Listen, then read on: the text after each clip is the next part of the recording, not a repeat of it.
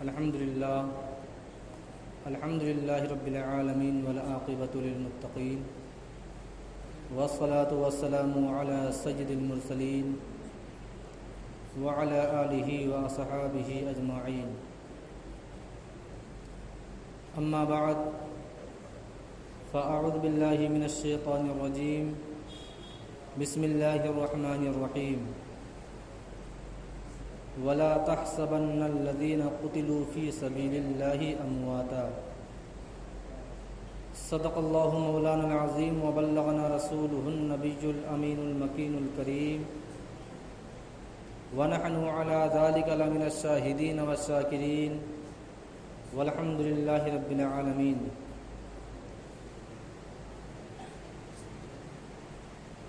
محترم حضرات، آئیے کچھ عرض و معروض سے قبل اپنے آقائے نامدار مدینے کے تاجدار جناب روح فدا محمد عربی صلی اللہ تعالی علیہ وسلم کی بارگاہ بکس پناہ میں درود و سلام کی ڈالی نچھاور کریں اور پڑھیں بآواز بلند: اللہم صلی علی سیدنا شفیعنا حبیبنا کریمنا مولانا محمد وبارک وسلم صلاۃ و سلام علیک یا رسول اللہ صلی اللہ تعالی علیہ وسلم.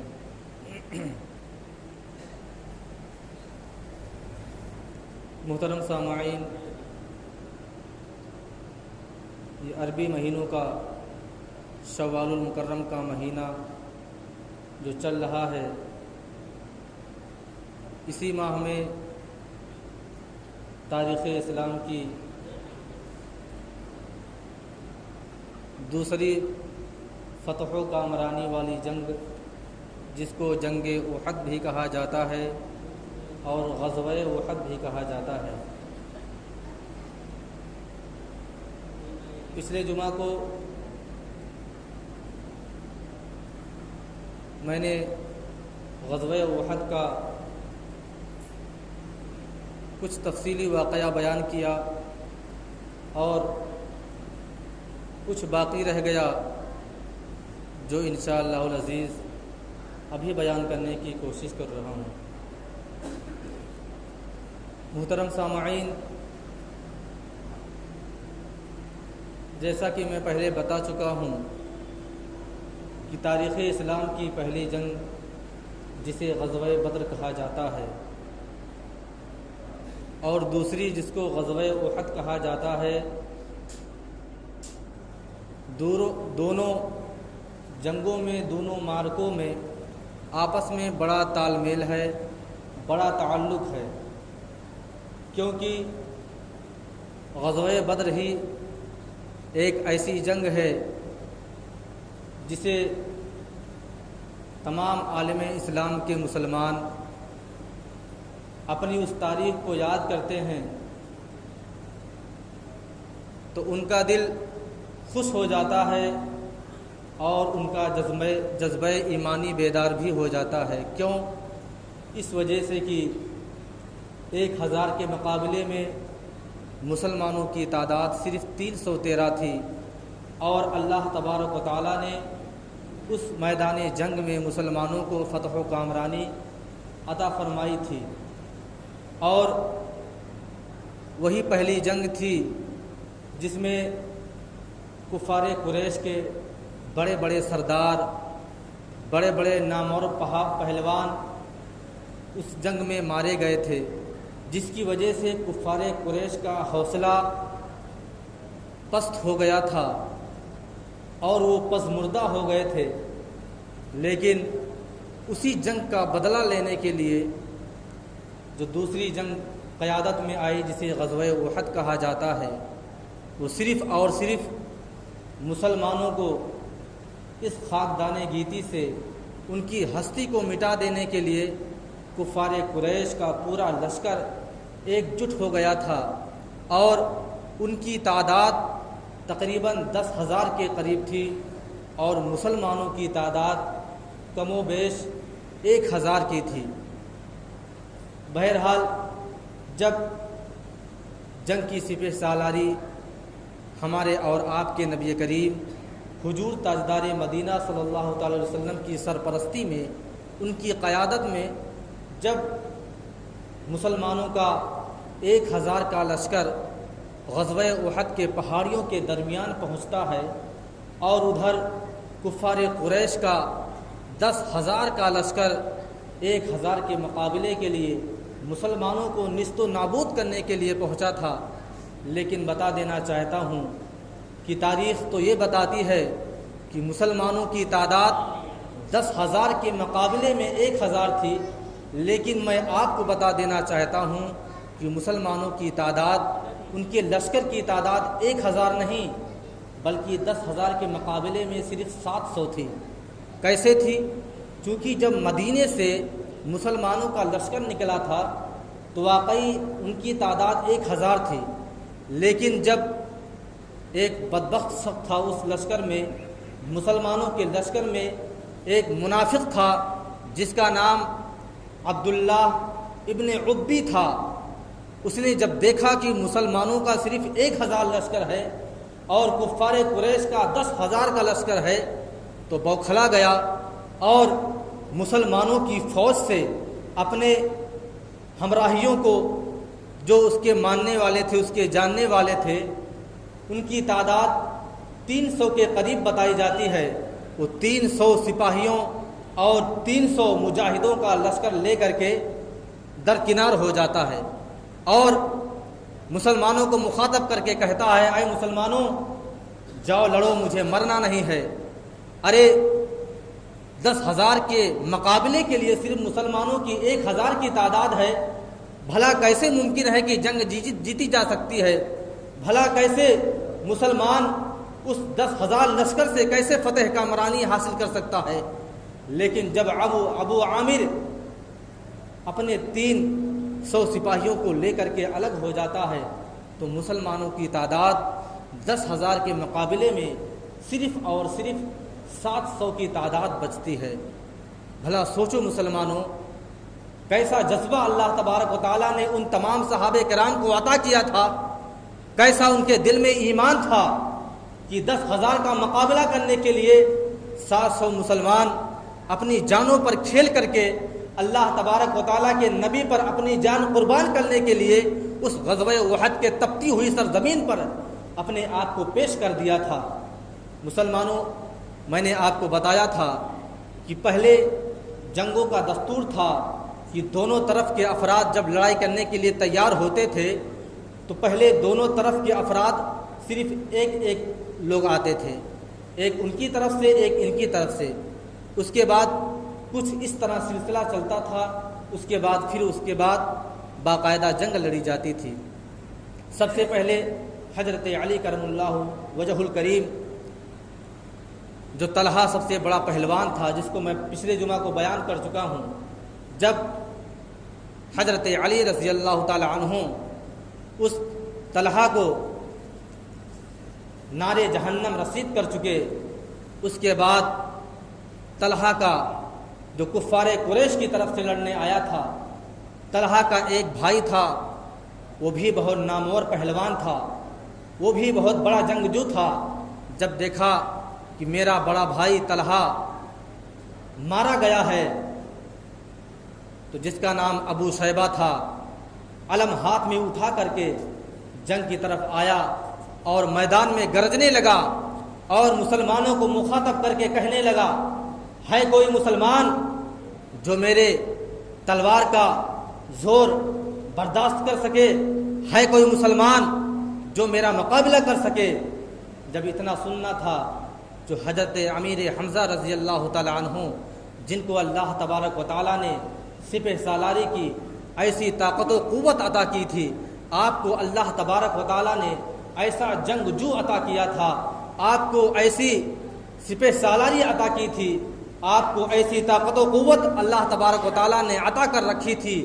کہ حضرت امیر حمزہ کے رضی اللہ تعالیٰ عنہ کے سامنے اچھے پہلوان اور اچھے جنگجو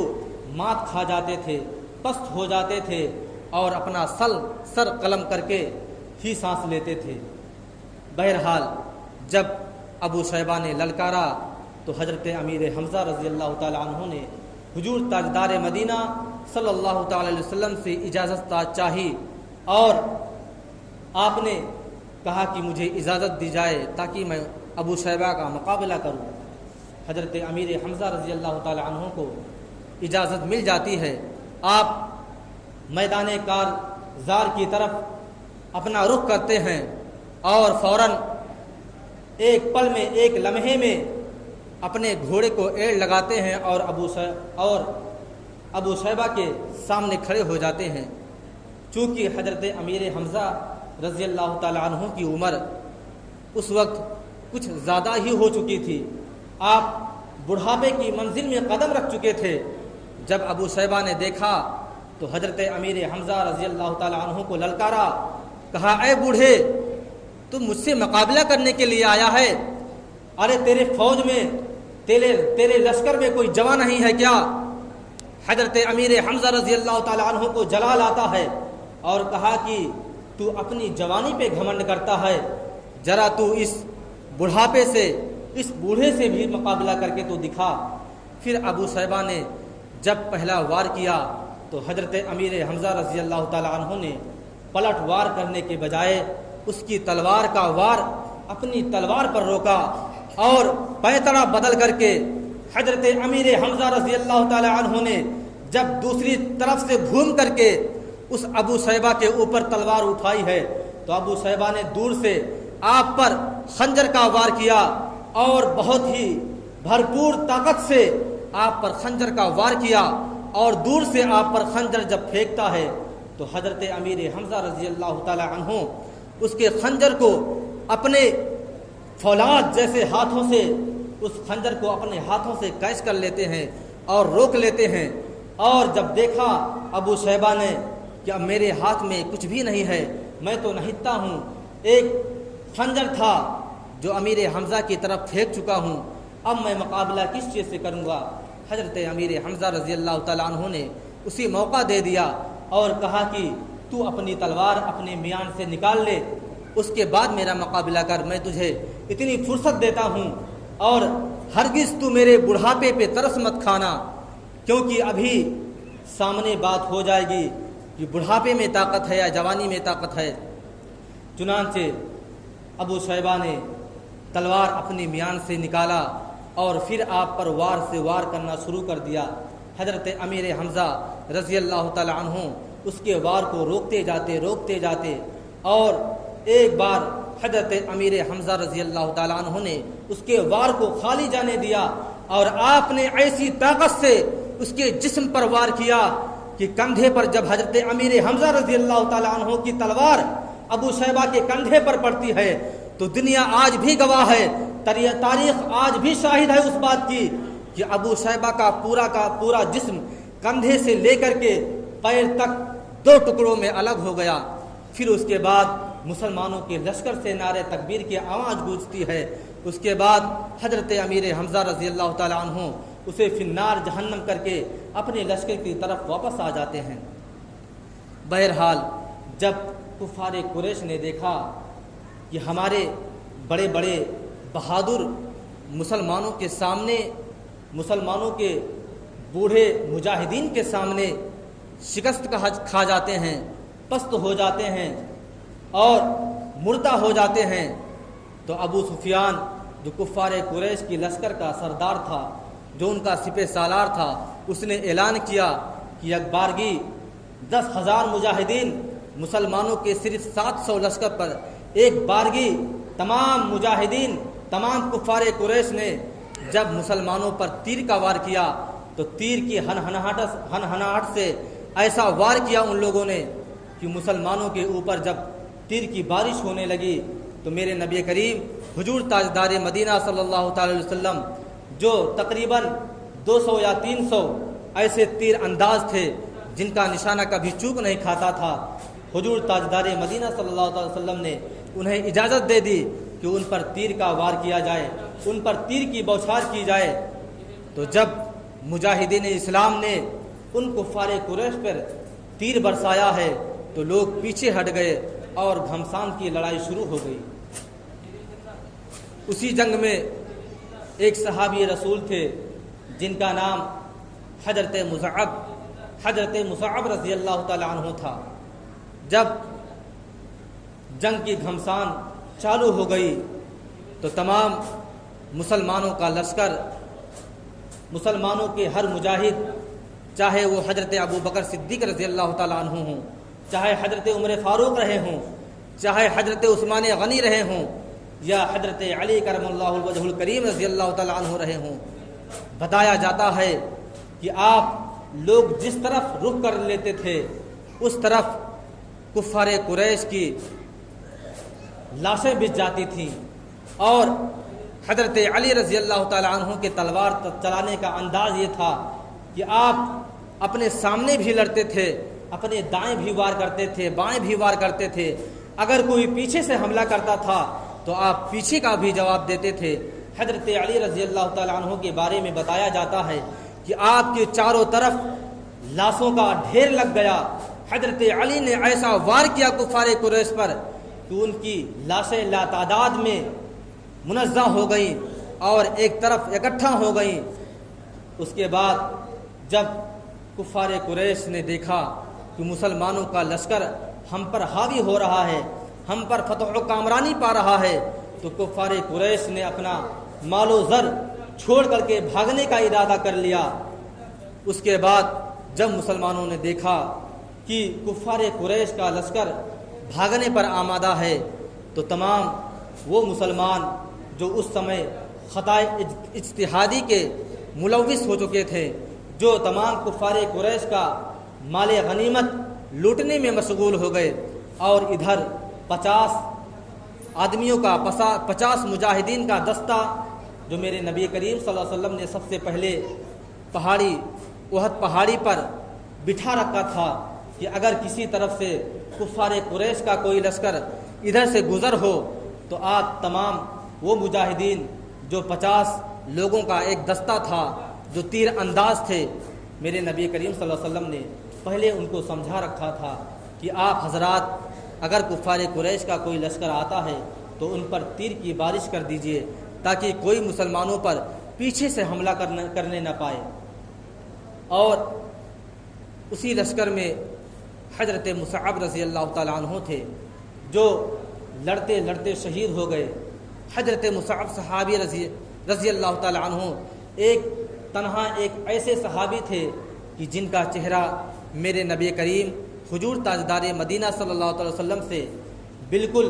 ملتا جلتا تھا۔ جب کفار قریش نے دیکھا کہ مصعب کو شہید کر دیا گیا ہے تو تمام کفار قریش نے اعلان کر دیا کہ میں نے تو تمہارے نبی معاذ اللہ محمد عربی کو میں نے شہید کر دیا ہے، ان کو قتل کر دیا ہے۔ تو جب تمام مسلمان اس گھمسان کی لڑائی میں اپنا چہرہ حضرت مصعب رضی اللہ تعالیٰ عنہ کی طرف دور سے دیکھتے ہیں تو انہیں بھی لگا کہ میرے نبی کریم حضور تاجدار مدینہ شہید ہو گئے ہیں، تو تمام مسلمانوں کے اندر پسمردگی آ گئی اور ان کا حوصلہ پست ہو گیا۔ لیکن جب حضرت علی کرم اللہ وجہ الکریم اور حضرت عمر رضی اللہ تعالیٰ عنہ جب حضرت مصعب کے لاش کے قریب جاتے ہیں تو دیکھتے ہیں کہ یہ میرے نبی کریم نہیں بلکہ یہ تو حضرت مصعب صحابی رسول ہیں۔ اس کے بعد حضرت عمر اور حضرت علی نے اسی جنگ میں اعلان کیا کہ نبی شہید نہیں ہوئے ہیں بلکہ یہ حضرت مصعب رضی اللہ تعالیٰ عنہ ہیں، وہ صحابی ہیں جن کا چہرہ میرے نبی کریم حضور تاجدار مدینہ صلی اللہ علیہ وسلم سے بالکل ملتا جلتا تھا۔ تو پھر مسلمانوں کا حوصلہ بلند ہوا، اور جب کفار قریش بھاگنے پر آمادہ ہو گئے اور کچھ مسلمان جو مال غنیمت لوٹنے میں مشغول ہو گئے، ادھر جو پہاڑی پر 50 مجاہدین کا دستہ تھا جو تیر انداز تھے، ان میں ان کے سپہ سالار حضرت عبداللہ بن زبیر رضی اللہ تعالیٰ عنہ تھے۔ ادھر 200 کا لشکر لے کر کے خالد بن ولید جو ابھی اسلام نہیں لائے تھے پہاڑی کے پیچھے چھپ کر دیکھ رہے تھے کہ مسلمان مال غنیمت لوٹنے میں مشغول ہیں۔ ادھر جو 50 مجاہدین کا دستہ تھا، ان 50 مجاہدین میں 40 لوگ ایسے تھے جو مال غنیمت لوٹنے کے لیے بے قرار تھے، اور حضرت عبداللہ بن زبیر رضی اللہ تعالیٰ عنہ جو ان کے سپہ سالار تھے ان کو منانے میں لگے تھے کہ نبی کریم صلی اللہ علیہ وسلم نے فرمایا تھا کہ جنگ مسلمان جیت جائیں یا ہار جائیں اس سے آپ کو مطلب نہیں، جب تک میں اجازت نہ دے دوں اس وقت تک آپ کو پہاڑی سے نہیں اترنا ہے۔